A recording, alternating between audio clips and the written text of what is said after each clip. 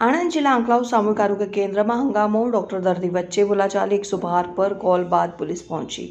આણંદ જિલ્લાના એક સામૂહિક આરોગ્ય કેન્દ્રમાં ડોક્ટર અને દર્દી વચ્ચે થયેલી બોલાચાલીનો મામલો વધુ ગંભીર બન્યો છે.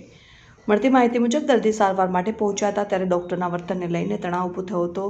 દર્દી પક્ષે આક્ષેપ કર્યો છે કે ડોક્ટરે યોગ્ય રીતે વાતચીત ન કરતા વિવાદ ઊભો થયો હતો. પરિસ્થિતિ તંગ બનતા આરોગ્ય કેન્દ્રના સ્ટાફ દ્વારા દર્દીને ગેટ આઉટ કહેવામાં આવ્યું હોવાનો આરોપ છે.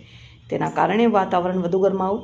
મામલો બગડતા ડોક્ટર દ્વારા 112 પર કોલ કરવામાં આવ્યો. કોલ મળતા જ પોલીસ તાત્કાલિક સ્થળે પહોંચી ગઈ હતી અને પરિસ્થિતિ કાબૂમાં લેવા પ્રયાસ કર્યો હતો. પોલીસ દ્વારા બંને પક્ષને સમજાવી મામલો શાંત કરાયો હોવાનું જાણવા મળે છે.